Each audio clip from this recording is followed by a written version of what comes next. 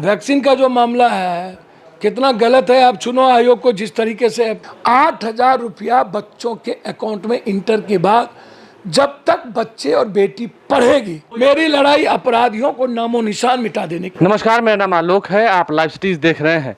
बिहार में सबसे ज्यादा रोजगार कौन देगा, इसको लेकर के लड़ाई शुरू हो गई है। इस वक्त जन अधिकार पार्टी के सुप्रीमो पप्पू यादव हमारे साथ हैं। बिहार की जनता को 10 लाख रोजगार मिलेगा या 19 लाख रोजगार मिलेगा? सर 15 साल क्या किए थे? बेरोजगार पूरे बिहार को, फैक्ट्री बंद, माफिया अपराधी बलात्कारियों को रोजगार दिया गया, फिर माफिया अपराधी बलात्कारियों को रोजगार देने की दोनों व्यक्ति की तैयारी है। तो ये खुद को रोजगार के लिए परेशान दोनों हैं। 2 करोड़ का क्या हुआ? नोटबंदी, जीएसटी का क्या हुआ?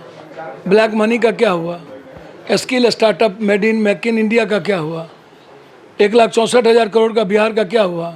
जीएसटी का क्या हुआ? स्मार्ट सिटी क्या हुआ? परसों ही नीतीश कुमार ने कहा था कि बिहार में पैसा है कहाँ कि रोजगार देंगे। वही बात तो मैं आ रहा हूँ ना। केंद्रीय विश्वविद्यालय तो ये दे नहीं सके, विशेष राज्य विशेष पैकेज दे नहीं सके। 15 साल इनकी सरकार रही, इसको रोजगार का नज़र नहीं आया। 19 लाख 15 साल उनकी सरकार रही, 16 साल नीतीश कुमार के साथ रहे वो, उनको कुछ भी समझ में नहीं आया। नीतीश कुमार के साथ रहे, उनको कुछ भी समझ में नहीं आया कि क्या करना है क्या नहीं करना है। तो आपको क्या लगता है अब अड़ंगर लगा रहे हैं? अब एक साल में एक रोजगार नहीं दिए। पीडब्ल्यूडी और स्वास्थ्य मंत्री से लेके सब विभाग था। आज कौन सा 20 लाख? जुमलेबाजी।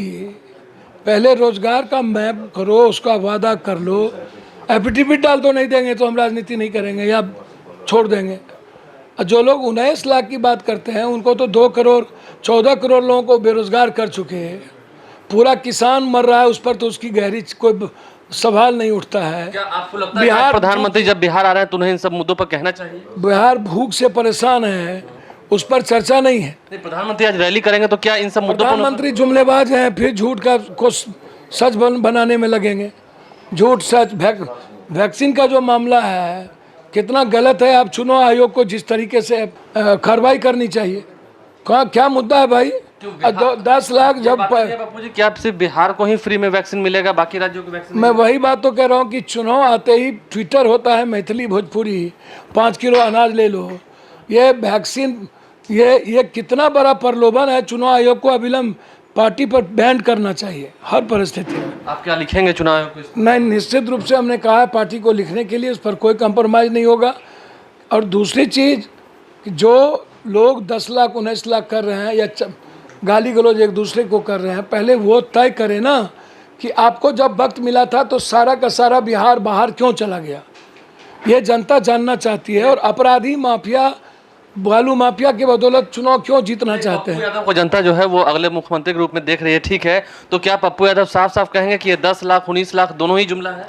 सरहद हो गया जुमला। इससे बड़ा झूठ कुछ हो सकता है क्या? पप्पू यादव कितना रोजगार देंगे?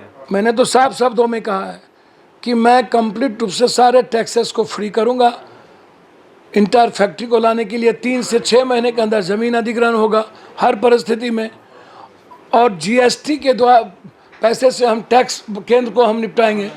और यहाँ बिजली के टैक्सेस भी हम नहीं, और माहौल देंगे। केंद्र सरकार से भी क्या मुकाबला कर लेंगे? पर्यटक विभाग, बिल्कुल मुकाबला क्या, टैक्स देंगे जीएसटी का। मुकाबला क्या करना है?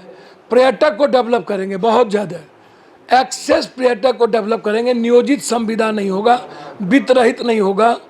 और 2 से 3 साल के अंदर प्रत्येक परिवार के एक बेटी को और बेटा को जो इंटर से एमए किया होगा, उसको 20,000 रुपये की रोजगार की गारंटी मिनिमम। और कोचिंग फ्री करेंगे हम। 2 बीघा से नीचे जिस भी बच्चे, जो भी बच्चे पढ़ेंगे जिस जात का, उसका जो 2.5 लाख रुपया मजबूरी में परेशानी में आता है, उस कोचिंग को हम फ्री करेंगे जो गरीबी रेखा के नीचे बच्चे हैं। और इंटर करने वाले बच्चे, जैसे ही बेटी इंटर करेगी, 8,000 रुपया बच्चों के अकाउंट में इंटर के बाद जब तक बच्चे और बेटी पढ़ेगी, पढ़ना चाहेंगे, तब तक वो 8,000 रुपया हम उनके अकाउंट में देंगे किसी भी कीमत पर। और चाइल्ड लेबर ख़त्म करेंगे, उसको एजुकेशन में डालेंगे। 18 सालों तक उनके परिवार को 4,000 रुपया हमारी सरकार देगी, ताकि वो आत्मनिर्भर होकर खाना खा सके और चाइल्ड लीवर का नामो निशान मिट सके। मेरी लड़ाई यहाँ है, मेरी लड़ाई साफ है। पेंशन को बढ़ाएंगे, 3,000 करेंगे। 60 केजी आटा, 40 केजी चावल, 5 किलो दाल, 5 लीटर तेल 28 तारीख को गरीबी रेखा के नीचे हर परिवार को पहुंच जाएगा। ये लड़ाई है मेरी लड़ाई अपराधियों को नामो निशान मिटा देने की। मेरी लड़ाई पटना को 12 बजे खोलने की है। मेरी लड़ाई यहाँ है कि पटना 12 बजे खुलेगी, बेटी आज़ादी से घूमेगी। पहली मेरा होगा, मैं पहला सिग्नेचर करूँगा। जितने पदाधिकारी, नेता, ठेकेदार, माफियाओं ने बिहार को लूटा है, संपत्ति अर्जन किया है, 1 महीने का हम उनको कहेंगे कि आपको देना है टोटल संपत्ति का, कि आप इतना संपत्ति 10 साल में कहाँ से अर्जे, 15 साल में, 20 साल में आप कहाँ से अर्जे। यदि 1 साल के अंदर वो जवाब नहीं दे पाएंगे, 1 महीना के अंदर यदि वो जवाब नहीं दे पाएंगे, तो 1 महीने के बाद 1 सप्ताह के अंदर उनकी सारी संपत्ति हम सीज करके अस्पताल और स्कूल में लगाएंगे, ताकि गरीब बच्चों को 500 बेहतरीन स्कूल गरीब बच्चों को मैं पढ़ा सकूं। पहला सिग्नेचर होगा। नेता, माफिया, पदाधिकारी, पुल निगम से लेकर के भवन निगम, ये क्यों बनाया गया, कहाँ से पैसा आया, और ये दोनों सरकार में पैसा कहाँ से कमाए। बालू माफिया पर सबसे पहला मेरी पूरी करवाए, जितने बालू माफिया पूरी करवाए। पप्पू यादव का जो विजन है वो क्लियर है, साफ साफ कह रहे हैं कि मौका जनता इस बार दे। और आप लाइव स्ट्रीम देखते रहें, हमारे चैनल को सब्सक्राइब कर लें, साथ साथ फेसबुक पेज भी लाइक करें। इसके अलावा ट्विटर हैंडल पर लाइव स्ट्रीम को फॉलो करें। धन्यवाद।